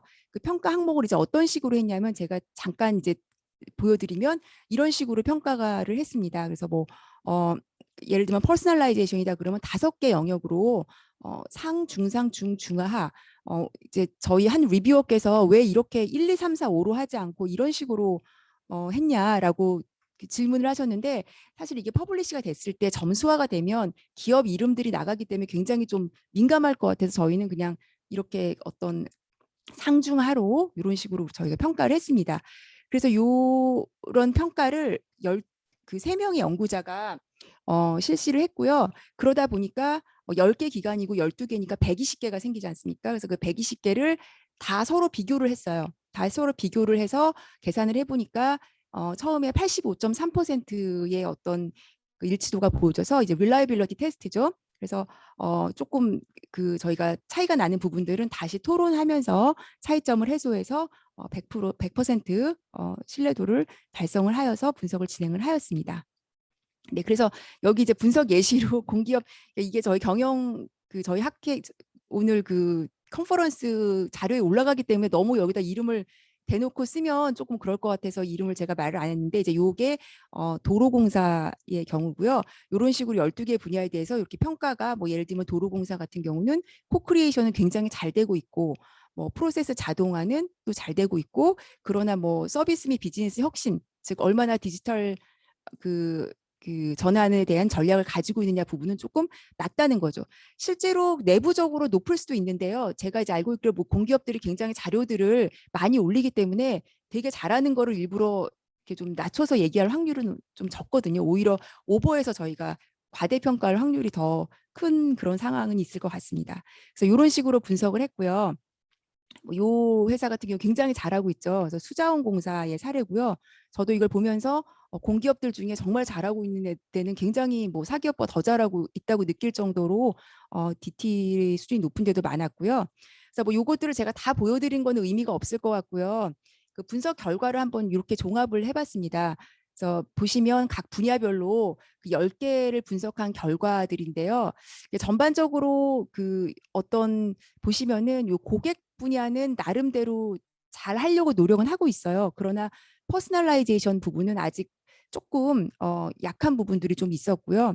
그 운영 쪽도 대부분 잘하고 있는 파트였는데 요 전략과 특히 조직 쪽으로 갈수록 이 분야가 굉장히 취약했습니다. 그래서 앞으로 이제 이런 분야를 그 우리가 디지털 전환을 한다고 하면 기술이나 이런 쪽만 뭐 앞에 내세워서 하지 말고 그 핵심은 얼마나 고객 데이터를 잘 분석해서 고객이 비즈니스 고객일 수도 있고 개인 고객일 수도 있지만 어떤 맞춤 서비스를 하느냐, 그리고 그러기 위해서는 시장의 흐름을 읽으려면 조직이 변화를 해야 된다. 조직이 유연하게 애자일한 조직, 뭐 디자인 띵킹적 조직, 이렇게 조직이 변화해야 되는 그런 부분들이 중요하다는 점을 발견을 했고요.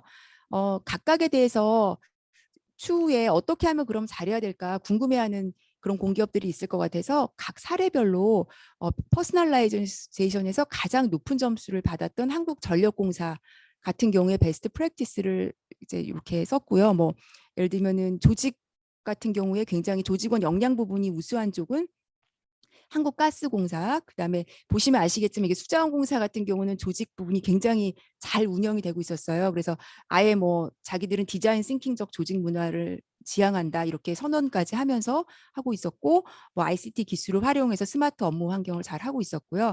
그래서 이런 식으로 어떤 베스트 프랙티스를 조금 이렇게 보여줌으로써 좀 추후에 많은 기업들이 좀 보고 이렇게 좀 저희가 분석할 때도 이런 것들이 잘하는 사례구나 알 수 있도록 그렇게 제가 제시하려고 노력을 했습니다. 네, 그래서 그 되게 방대한 분량인데 제가 일단은 빠르게 진행을 했고요. 그래서 뭐 본 논문에 사실 이게 어떻게 보면은 그 기존 논문들과는 다르게 이렇게 지표를 개발한 다음에 이렇게 사례 분석했어 이제 이런 식이기 때문에 여기 계신 분들이 보고 이렇게 흥미롭지 않으실 수도 있으실 것 같아요. 첫 두 페이퍼 같은 경우는 어떻게 보면은 OTT 전략 뭐 이런 것들이 많았는데요. 저는 일단은 본 논문 같은 경우는 이렇게 좀 핸디한 어떤 12개 지표를 만들어서 기관이나 조직이 쉽게 DT 정도를 진단할 수 있게 했다. 이제 그런 부분이 좋을 것 같고, 특히 그 홈페이지가 잘 돼 있는 회사 같은 경우는 홈페이지나 신문 기사 정도로도 저희가 이런 것들을 좀 진단할 수가 있었다라는 거, 그런 부분이 기여점인 것 같고요. 아까 말씀드린 것처럼 뭐 운영이나 고객 분야는 비교적 양호했지만 조직 분야는 조금 미흡한 그런 상황이었고, 개인화 서비스, 그러니까 일반 우리 사기업에서 많이 좀 나오고 있는 뭐 하이퍼 퍼스널라이제이션, 뭐 퍼스널라이제이션 이런 부분들은 공기업들은 굉장히 좀 취약한 것으로 좀 나타났고요. 앞으로 뭐 좀 느끼셨겠지만 이게 어떻게 한 지표 가지고 10개의 기업들이 뭐 사실 뭐 도로공사, 뭐 인천공항공사, 뭐 예를 들면 한전 다 다른 데인데 어떻게 이거 하나 가지고 볼 수 있겠냐라고 이제 말씀을 아마 하실 거예요. 그래서 사실은 이런 기업의 상황이나 뭐 이런 것들에 따라서 조금 다를 수는 있을 것 같아요. 뭐 어떤 부분은 고객이 중요한 그런 회사가 있을 거고, 어떤 쪽은 뭐 운영이 중요한 쪽이 있을 거고, 그래서 그런 부분들은 좀 앞으로도 좀 더 좀 살펴봐야 될 것 같고요. 지금 이제 지표의 릴라이어빌리티 측면은 아까 저희가 뭐 인터코드 릴라이어빌리티 말씀을 드렸지만 앞으로는 타당도를 높이기 위해서는 여러 가지 기법들을 사용해야 될 텐데, 지금 실제로 저희가 요 후속 연구로 델파이를 지금 이미 진행을 하고 있습니다. 그래서 혹시 여기 계신 분들 중에도 한 분한테 또 델파이 요청이 갈 수도 있을 텐데요. 그래서 저희가 델파이를 하고 있고 조금 더 정교화하려고 지금 노력을 하고 있습니다. 네, 이상 발표를 마치겠습니다. 감사합니다. 감사합니다. 미디어 산업을 포함해서 요즘 이제 디지털 전환이 화두인데, 단순히 뭐 디지털 기술과 데이터 활용을 넘어서서 말씀 주신 것처럼 고객 경험이나 운영, 전략, 조직 중심으로 특히 12개의 항목 기반으로 디지털 전환 지수를 개발해서 제시하셔서 흥미로웠습니다. 제 생각에 향후 공기업 이외의 사기업으로도 확장 적용해 볼 수 있는 지수 개발 연구라고 생각이 되는데요. 관련돼서 이제 이대호 교수님께서, 성균관대 이대호 교수님께서 토론을 해주실 예정입니다. 네, 진행해 주시죠. 네, 안녕하세요. 방금 소개받은 성균관대학교 이대호입니다. 먼저 송지 교수님 발표 너무 잘 들었고요. 청중들이 좀 재미없지 않을까 봐 걱정을 하셨는데 저는 굉장히 재밌게 들었습니다. 네. 저한테는 너무 어려운 토론인 게, 일단 저보다 더 실력이 좋으신 선배 교수님의 토론을 또 제가 김민기 교수님께서 저한테 맡겨주셔서 이렇게 하게 됐다는 것도 좀 부담스러운데, 이미 검증받은 논문이에요. 심지어 검증을 받고 퍼블리시가 됐고, 더더군다나 제가 말씀드리려고 했던 거를 본인께서 먼저 한계점과 추후 논문으로 다 얘기를 해주셔서 예, 좀 당황하였습니다. 마지막에. 일단 그 추후 확장하신다라고 생각을 하고서, 그러니까 이 논문 자체는 뭐 이미 완성이 된 논문이고 검증까지 받은 논문이기 때문에 만약에 송지희 교수님께서 다른 분들과 같이 추후에 확장을 하신다면 도움이 될 수 있을 만한 코멘트를 준비를 했고요.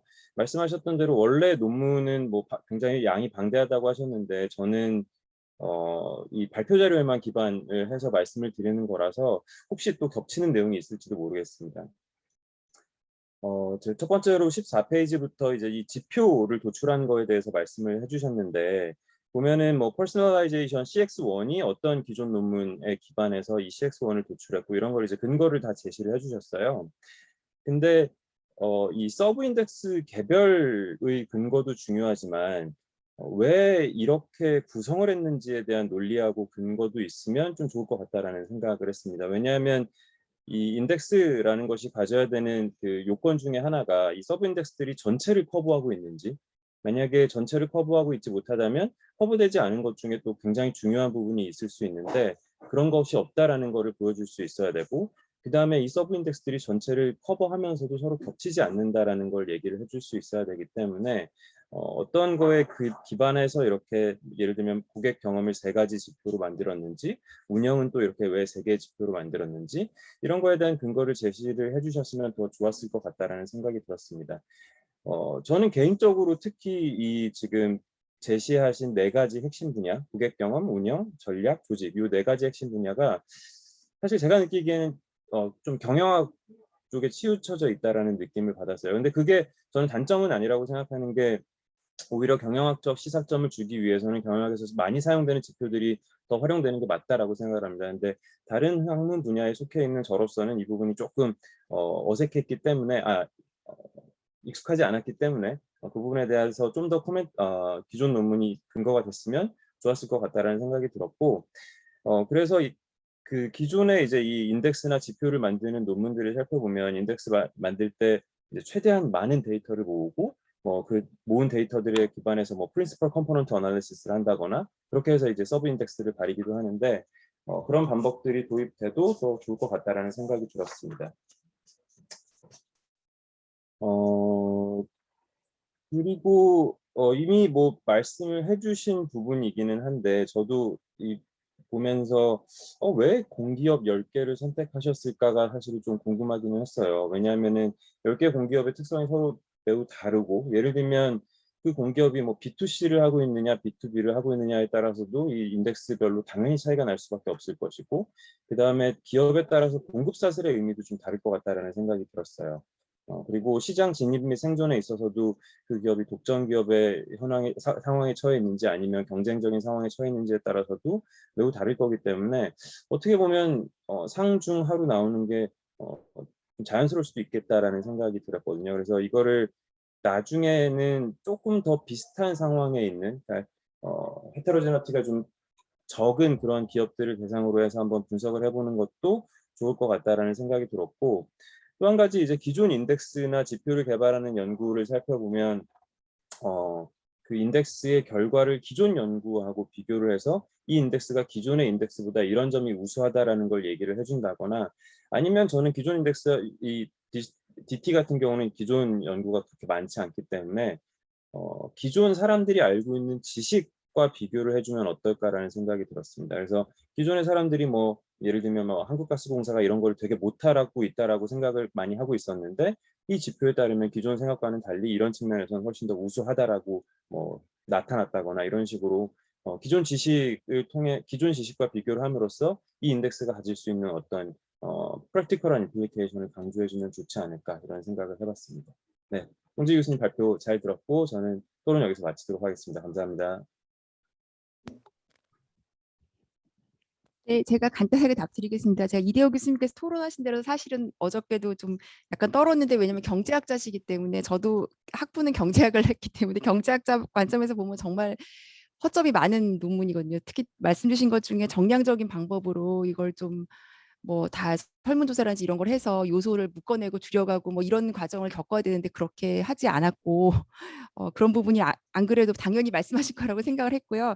네, 앞으로는 그렇게 해야 될 것 같습니다. 근데 이제 그런 방법보다 저희는 일단은 처음에 조금 그 디지털 전환이라는 것 자체가 너무 정의가 안 되어 있었기 때문에 그 정의부터 이제 시작을 해서 이렇게 나가고 그런 과정에서 조금 더 정교화하는 부분들은 앞으로 델파이 이후에 해야 될 그런 과정 같아서 네, 가슴 깊이 새기고 하도록 하겠습니다. 그리고 다른 말씀해 주셨던 것 중에 되게 중요한 말씀이 이제 아까 말씀하신 뭐 커버되지 않는 부분이 있을 거다. 겹치지 않느냐. 왜 이렇게 그 안에 그렇게 3개씩 구성을 했느냐 이런 말씀을 하셨고요. 이런 부분들이 그 리뷰어들이 실제로 가슴 아프게 지적을 다 해주셨어요. 그래서 그 저희가 너무 잘 알고 있고 그 부분이 어떻게 보면 좀 문제점 중에 또 하나고요.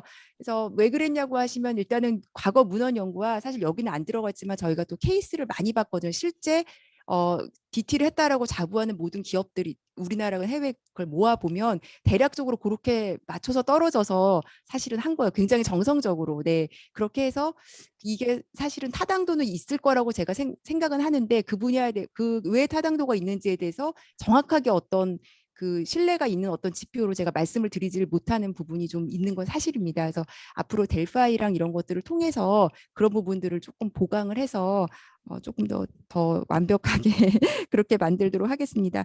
그리고 다른 거 말씀하신 것 중에 공공기관이 왜 비교가 서로 안 되는데 내가 아까 말씀드린 것처럼 그런 부분들이 있지만 제가 다시 말씀드리면 10개의 공공기관들은 대표적인 공기업들이기 때문에 굉장히 그 어떤 정보 수준이 높아요. 그래서 저희가 정보가 어떤 데는 뭐 많이 안 나와 있고 나와 있는 데를 서로 비교하고 분석하다 보면 그 회사들한테 굉장히 페어하지 않은 것 같아서 가장 탑 10개를 하다 보니까 서로 B2B인데도 있고 B2C인데도 있고 뭐 이런 문제들이 좀 생긴 것 같습니다. 네, 문제점 많지만 앞으로 하여튼 열심히 해서 네, 다음번에 기회가 되면 좀 더 좋은 연구로 발표할 수 있도록 하겠습니다. 코멘트 감사드립니다. 감사합니다.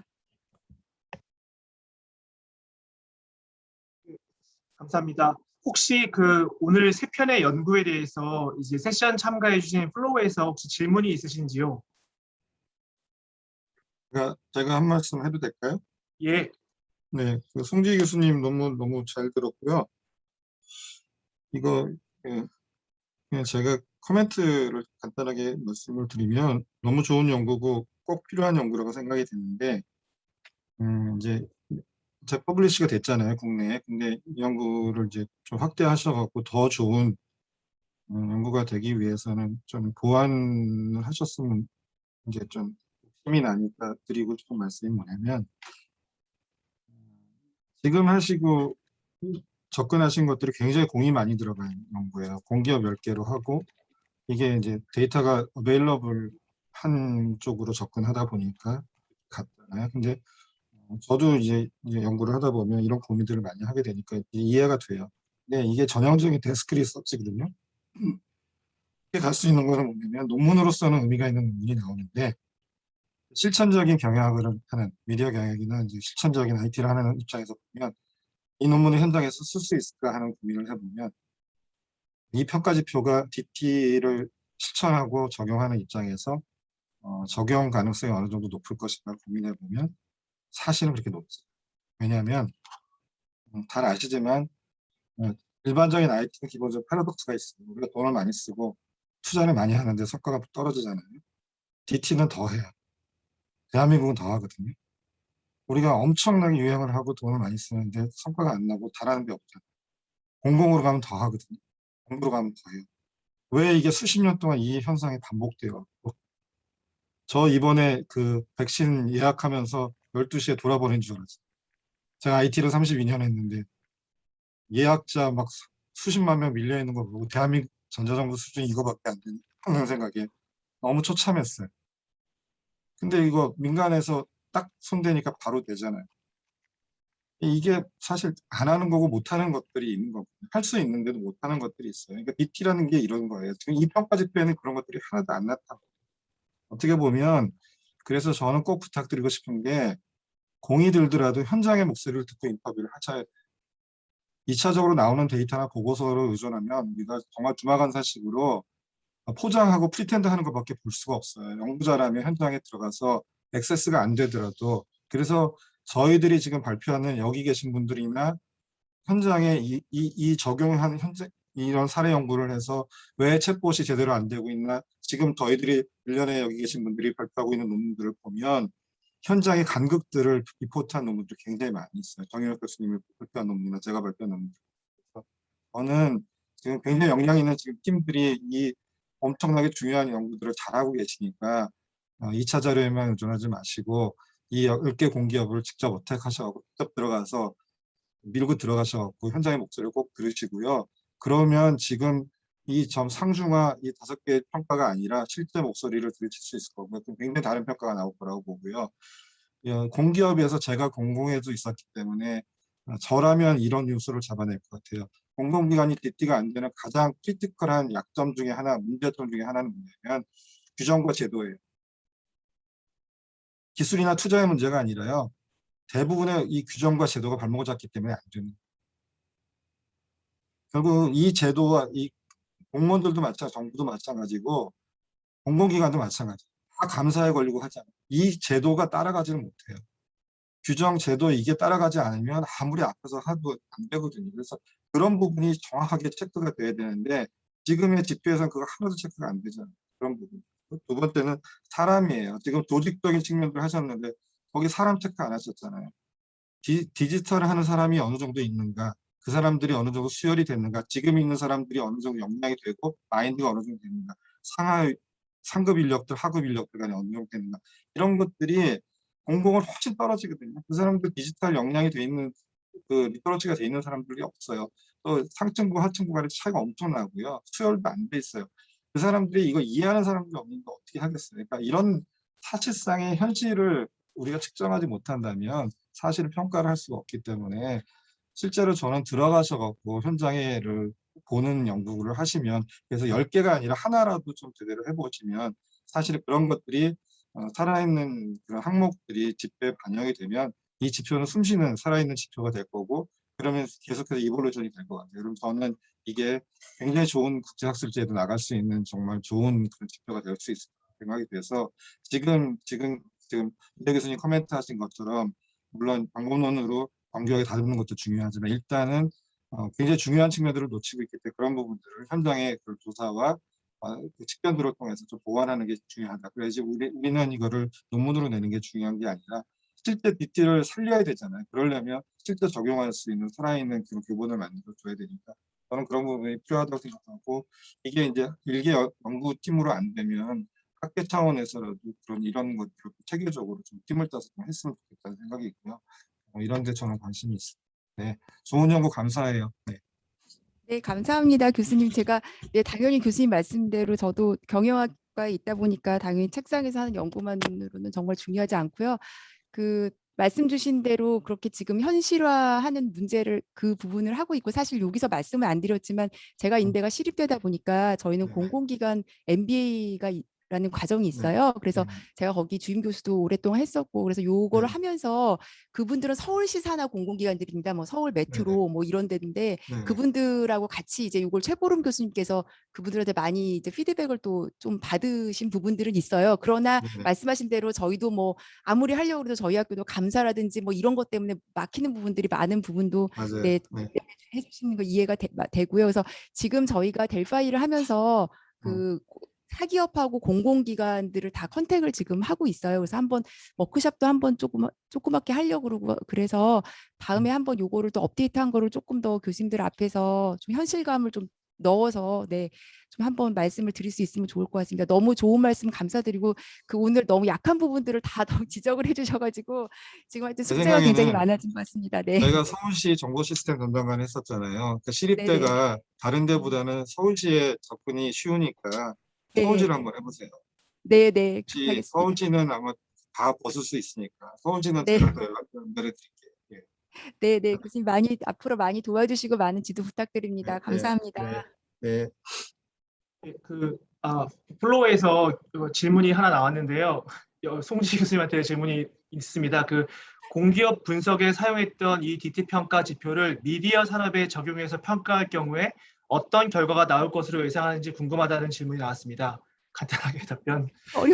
어려운 질문을 불러해서 글쎄요, 일단은 미디어 기업에 어떤 결과가 나온다는 게 무슨 어느 정도 잘하고 있냐 뭐 이런 거 말씀하시는 거 같은데요, 그죠? 세션 참가자분 중에 이제 네네. 예, 네. 선생님께서 네네. 주신 질문입니다. 네. 네, 일단은 자료가 이렇게 아까 저희가 말씀드린 것처럼 이 10개 기업들은 굉장히 자료가 많습니다. 신문 기사도 많고요. 그래서 일단 미디어 기업이라고 했을 때 이런 정도의 자료가 일단 있어야지 이렇게 분석이 될 것 같고요. 아니면 우리 김성철 교수님 말씀하신 것처럼 가서 인터뷰를 한다든지 뭐 그렇게 해서 평가를 할 수 있을 것 같고요. 제가 볼 때 미디어 기업들은 아무래도 그 고객 부분, 그러니까 고객 부분은 굉장히 지표가 잘 나올 것 같이 생각이 되고요. 그리고 뭐 어떤 새로운 기술을 도입하고 이런 부분도 아무래도 앞서가다 보니까 이제 이것도 전통 미디어냐 아니면 그 우리가 알고 있는 정말 뉴 미디어냐에 따라 조금 달라질 것 같은데 뭐 통신 3사라든지 이런 데를 해봤을 때는 어느 정도 점수가 그래도 점수라고 해서 그렇긴 그래도 어느 정도 수준이 나오지 않을까 하는 생각은 갖고 있습니다. 그리고 스타트업이나 이런 쪽으로 갈수록 아마 조직이나 이런 부분들은 굉장히 유연하기 때문에 조직 분야는 조금 더 높은 평가가 나오지 않을까. 네. 그렇게 생각을 하고 있습니다. 대답을 제대로 했는지는 모르겠고요. 굉장히 좋은 코멘트가 앞으로 다른 기업이 이게 저희가 정교화를 한 다음에 지금 정교화하는 과정에 사실 이 지표가 공공기관을 대상으로만 만든 건 아니거든요. 전체적으로 다 쓸 수 있는 거를 만들고 있어서 공공부문뿐만 아니라 사기업 이런 분들한테 지금 델파이를 하고 있고 또 모셔가지고 간단하게 또 세미나도 또 하려고 하고 있고요. 그래서 그런 것들을 통해서 좀 이게 좀 정제가 되면 미디어 기업에 한번 적용해 보는 것도 좋을 것 같습니다. 네, 감사합니다. 네. 예. 그러면 그 이외에 따로 들어온 질문이 없습니다. 그래서 그러면 오늘 유익한 배움 기회와 토론의 장을 만들어주신 세 분의 발표자와 세 분의 토론자분들께 감사드리고요. 또 이제 이른 아침부터 장시간 세션에 참가해주신 학회 회원분들께도 감사드립니다. 특히 저희 학회에서 이번이 두 번째 융합학술대회 참가인데요. 이 경영학 분야 이제 뭐 3, 40개 학회가 전체가 참가하는 대규모 학술 행사인 만큼 앞으로도 이제 학회 회원분들의 많은 관심을 부탁드리겠습니다. 학회장님의 코멘트를 제가 사실 요청드렸는데 따로 이렇게 괜찮다고 하셔가지고 이상으로 그 제23회 한국 경영학회 주관 융합학술대회의 한국 미디어 경영학회 세션을 마치도록 하겠습니다. 예, 감사합니다.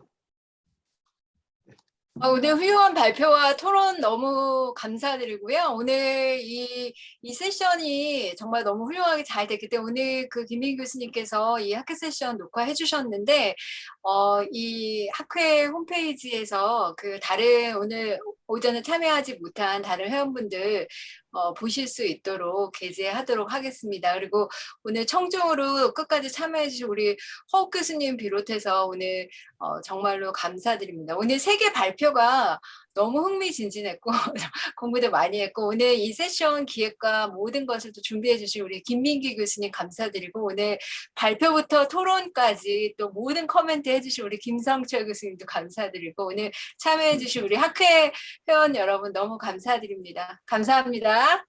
네, 수고하셨어요. 김민기 교수님 고맙습니다. 네, 고맙습니다. 수고하셨어요. 네, 고맙습니다. 고맙습니다. 감사합니다.